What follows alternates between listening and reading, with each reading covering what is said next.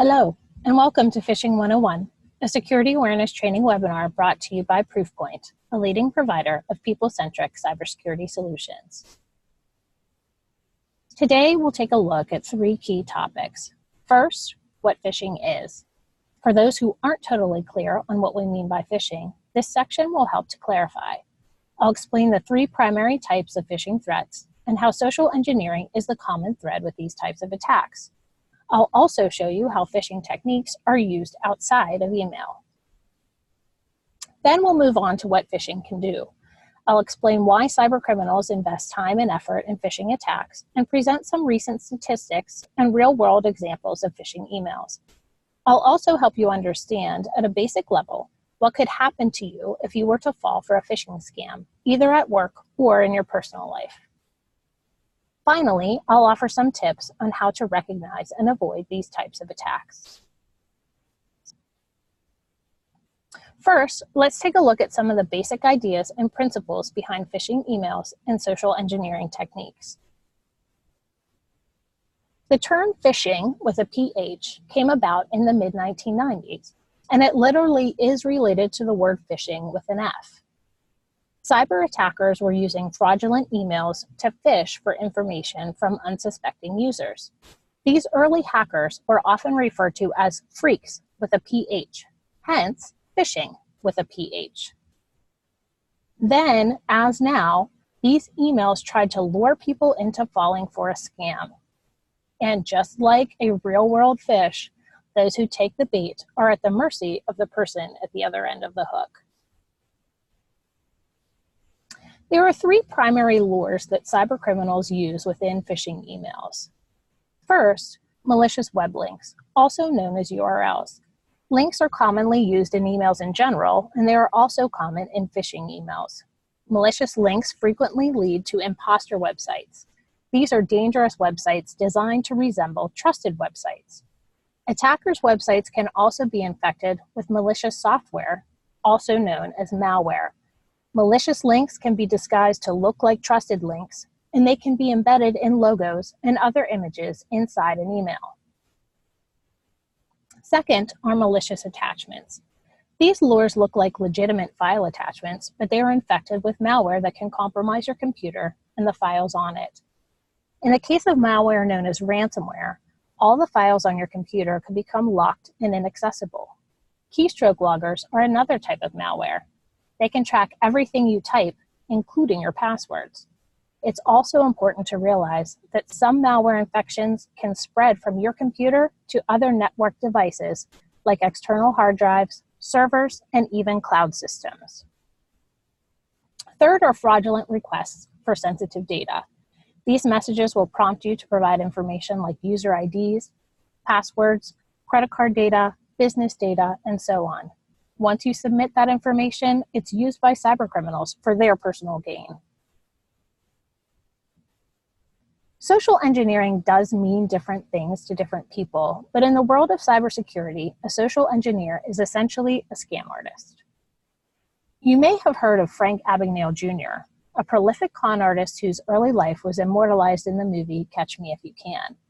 Now a security consultant, Abagnale famously said, "What I did in my youth is hundreds of times easier today. Technology breeds crime." He is, unfortunately, 100% correct. You will see forgery, misdirection, lying, or other social engineering techniques at play in all phishing attacks. And the primary goal is to manipulate human psychology. Many times it's as simple as encouraging you to act without thinking things through. Let's talk through some of the common tactics social engineers use in phishing emails. Messages are often designed to masquerade as something they are not. Attackers may use familiar logos and brand names to fool you. They could also use what is known as spoofing. This is a technique that makes a from address appear to be from something that it is not. These types of misdirection are designed to make you believe that a message is from someone you know personally or from a well-known business or organization. This creates a sense of trust, though that trust is misplaced. Attackers also like to scare users into believing something bad will happen if they don't follow the instructions in an email. An email might say an account has been frozen, that there's been unusual activity on a credit card, that a shipment has been lost, or that a security flaw on your computer must be fixed immediately. These types of messages prompt you to act quickly out of fear or anxiety. We also frequently see messages that promise access to money, incredible deals, free goods, or some other amazing offer.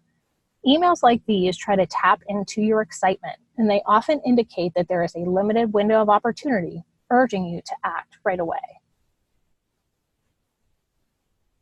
It's important to realize that the social engineering techniques that attackers use to make phishing emails seem legitimate can also be used in other types of attacks, including these. SMS and text message phishing attacks are also known as smishing messages. Malicious links can be sent via text messages just as they can via email. Voice phishing calls are also known as vishing attacks, and this is another common attack method that cybercriminals use.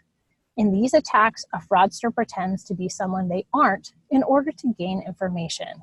When you receive these calls at home, you might encounter someone pretending to be a credit card representative, an IT support specialist, or even a law enforcement or government agent. At work, a phishing call could be from someone impersonating a customer, a vendor, a support technician, or even a coworker from another department or location. Social media is also ripe for phishing-style scams. Fraudsters create fake individual or business profiles that seem trustworthy, and they also attempt to duplicate or take over real accounts. This practice is often referred to as pretexting. Fraudulent messages and posts can include malicious links and attachments. So let's move on to the ways that phishing attacks are impacting people and the organizations they work for. The simple reason that cybercriminals use phishing is because it works. Email addresses by the thousands are easy to obtain, and emails are virtually free to send. With little effort and little cost, attackers can get quick access to a valuable assortment of data, including personal information like credit cards, financial account data, and tax and medical records, as well as sensitive business data like customer names and contact information, proprietary product secrets, and confidential communications. Cybercriminals also use phishing attacks to gain direct access to email, social media, and other accounts, or to obtain permissions to modify and compromise connected devices like point-of-sale terminals and ordering processing systems.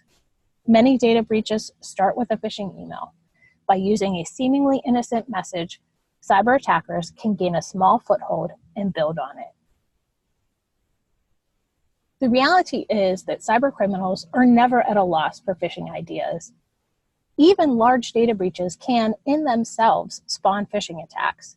There have been many well-publicized breaches of financial and health institutions in which attackers have gained access to many pieces of important data, including email addresses. Cybercriminals can use those email addresses to craft convincing phishing messages in the weeks and months following a breach. Their hope is to lure individuals into revealing even more information, like account passwords. In truth, any widespread news or publicized event is an opportunity for attackers. Election cycles, World Cup ticket sales, a royal wedding, a surprising celebrity death, all of these things and more are topics that social engineers will use to create convincing or curiosity-inducing emails that are used to tempt you into making careless decisions. In addition, there are so-called tried and true scams that hang around for years. Perhaps you've heard of the Nigerian prince who offers an email recipient a lot of money in exchange for assistance and a small investment. Forms of this scam have been floating around for many years, and they continue to have legs because they continue to generate a return for cybercriminals. But how big is the problem really?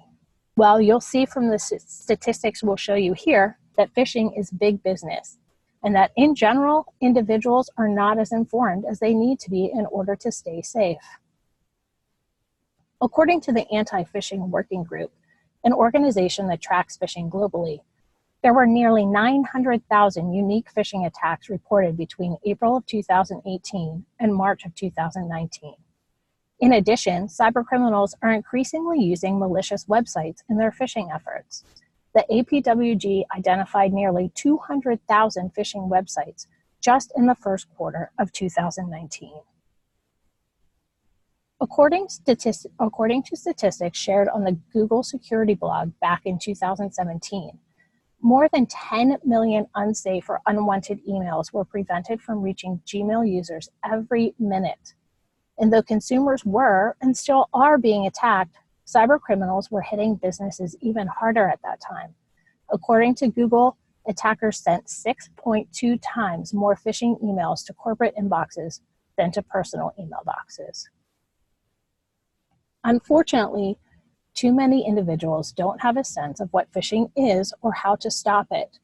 We conducted a third-party survey of 7,000 working-age adults around the world for our 2019 State of the Phish report.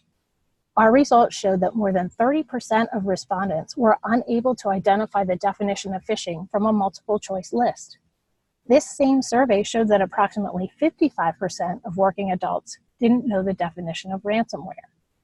Given that this type of malware, which can block users from accessing important files and systems, including photos, music files, and documents, is often delivered by phishing attacks, the lack of awareness on this front is concerning. It can't be overstated. Phishing is a huge threat to individuals and organizations. As the Google stats show, phishing attacks are happening every second of every day. It's important to recognize the consequences of falling for a phishing attack, either at home or at work. While it's true that attackers are ultimately seeking access to devices, data, and systems, it's what they do with that access that impacts you. Here, you can see some of the potential outcomes of falling for a phishing attack. It's not a business-only issue by any means. In fact, because your personal email account is likely to have fewer technical controls attached to it than your corporate email system, you're likely to see more phishing emails in your personal account than you will at work. Falling for a phishing attack at home can have significant personal consequences and pain points. This is also true at work. However, you are likely to impact yourself as well as others in these situations. You may unwittingly transfer corporate funds to a fraudulent account, expose sensitive personal information about your customers or your coworkers, grant attackers access to confidential data, or negatively impact the security of files, systems, and communications. Ultimately, a phishing attack can lead to a significant ransomware infection or a large data breach, both of which can damage your employer's reputation and create a negative financial impact. So, how do you improve your phishing awareness? Let's look in specific at some of the tricks attackers use, a few examples of actual phishing emails, and tips that can help you identify and avoid malicious messages. As noted previously, there are three primary threats within phishing messages: malicious links, infected attachments, and fraudulent requests for the recipient to return sensitive information. However, this may make it seem like phishing is a simple thing, when it most certainly is not. As we said, there's really no limit to the type of tricks and the different styles of messages that attackers will use to attempt to fool you. In addition to using interesting topics, some messages can seem very personal. They can include your name, reference relevant details of your job, or your personal life, and they may even look like they are from someone you know well or email with on a regular basis. Some of the most dangerous messages are those that appear to originate from well-known entities. We frequently see attacks that impersonate the IRS and other tax bodies, trusted software and service providers, well-known retailers, financial institutions and applications, and even messages that mimic internal notifications like those you might see from your IT department or human resources staff. Unfortunately, you can't make any assumptions about emails because things are not always what they seem to be. Many email recipients don't realize how important their actions are and that they are a critical part of phishing prevention. Remember, your IT team works hard to protect you, but there are no technical tools that are 100% effective at blocking phishing emails. Attackers need your participation to succeed. Phishing emails only work if you take the bait. It is important to know what to look for and what to do if you receive a suspicious message. Knowledge is power in this situation. Let's take a look at some examples of phishing attacks that you might encounter or might have already encountered. As you'll see, attackers are aggressive and are shameless about exploiting users. Here's an example of a phishing email received by users at Cornell University, an American college. It's a simple message that showed help desk as the name of the sender. However, a closer look shows that email did not originate from the university's help desk.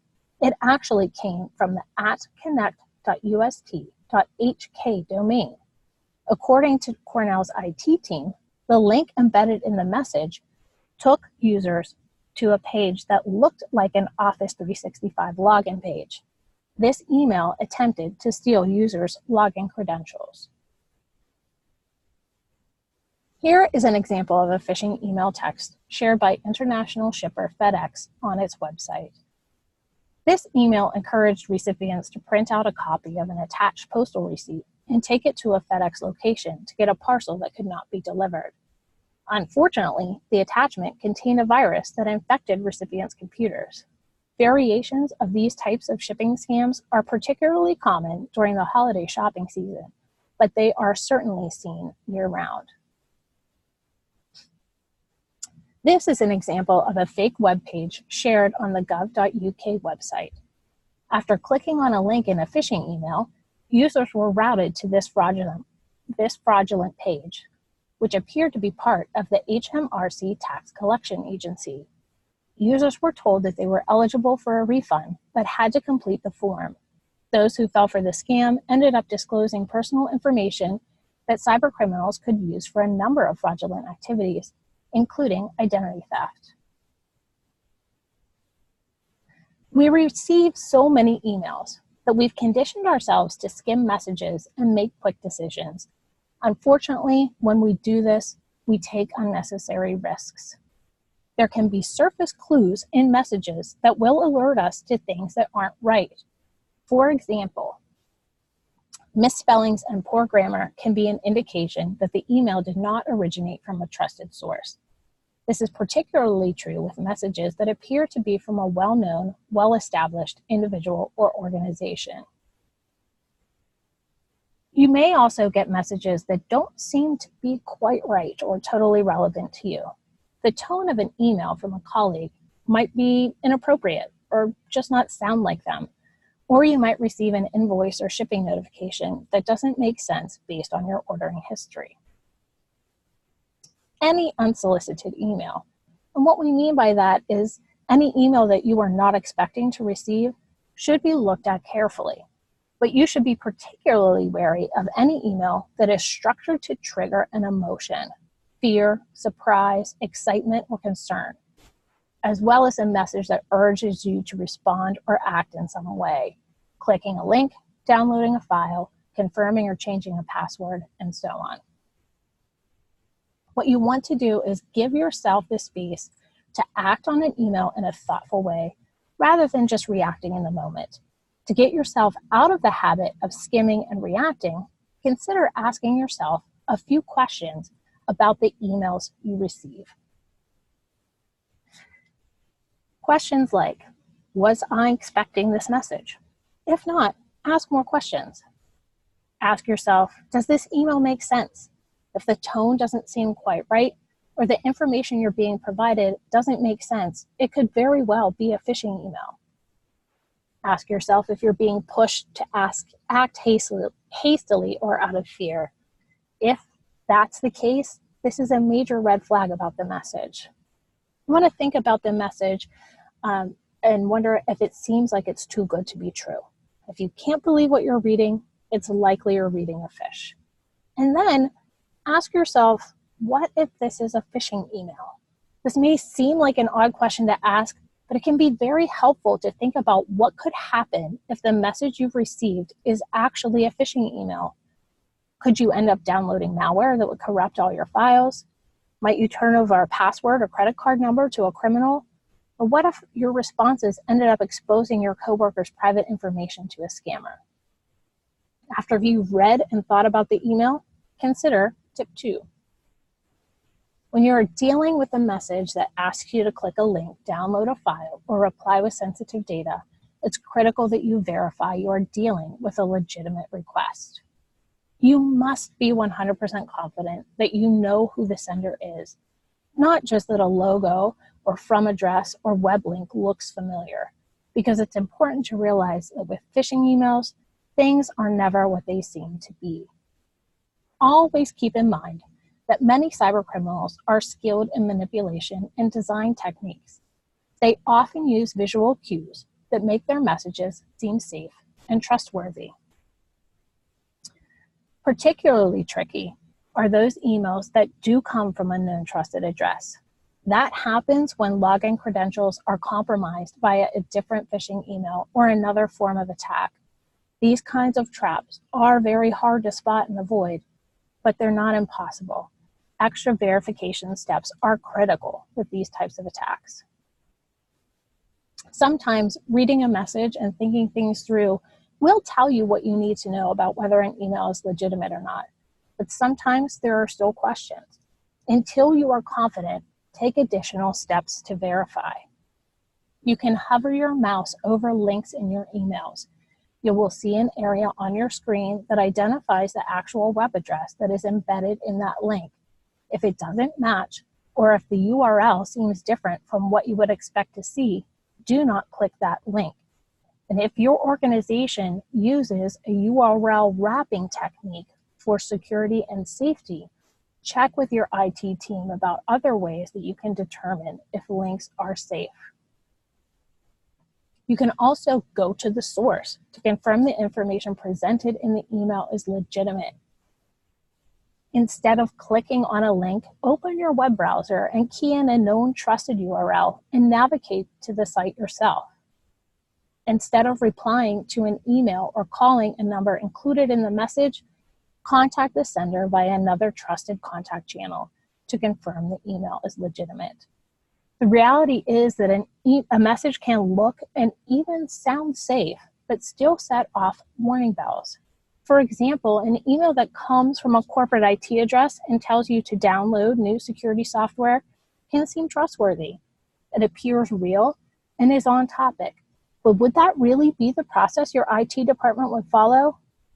It takes just a minute to confirm a questionable message with the sender, whether it's a coworker, internal department, or financial institution. In contrast, it can take days or weeks, or even longer, to remedy the consequences of responding to a phishing attack. And unfortunately, sometimes you can't ever remedy the consequences. Our final tip is a simple one. Don't be afraid to ask for help. When you're at work and you're unsure about a message that requests an urgent response, ask your manager or IT help desk for advice. And be sure to report all suspicious emails by following your organization's documented process for forwarding suspected phishing emails. You should also quickly get in touch with your IT team if you are worried that you might have interacted with a phishing email. Quick action can help to minimize damage from an attack. There are also resources you can turn to if you have a question about an email you've received in your personal account. Trusted sites like irs.gov, PayPal, Amazon, and others offer advice about keeping your information secure and the warning signs to look for in messages you have received. When you can, take the time to report spoofed emails to the organizations they are mimicking, as this can help prevent others from being defrauded. And should you suspect you've fallen for a phishing email, contact your bank, credit card company, tax organization, and even local authorities as quickly as possible to report cases of lost or stolen funds, blackmail threats, or other crimes. In this digital age, anyone can be a target or a victim of a phishing attack. It may sound overly simplistic in some ways, but one of the best ways to stay safer is to make cybersecurity part of your daily routine. Think about the tips we've shared here whenever you're looking at your email, and practice familiarizing yourself with the ways you can identify safe messages and avoid suspicious emails. Be sure to take extra precautions with emails that ask you to take an action, and be sure to verify the origin of messages that involve requests for wire transfers, tax and medical information, financial accounts, password updates, or file downloads. Remember that social engineering scams also happen outside of email, beyond the alert for phishing techniques and text messages, on social media, and during unsolicited phone calls. And one last reminder, if you have received a message that seems suspicious or malicious, follow your organization's policy for reporting it. This is an extremely important step in phishing defense, as your attention and quick thinking can help your IT team identify and address an active attack that's happening within your organization. This helps to protect your coworkers, your company, your customers, and you. Thank you for watching Phishing 101. We hope this webinar has helped you better understand what phishing attacks are, why they are dangerous, and the ways you can help keep data and systems safe, both within your work and personal email accounts. If you have any additional questions, please contact your phishing training team.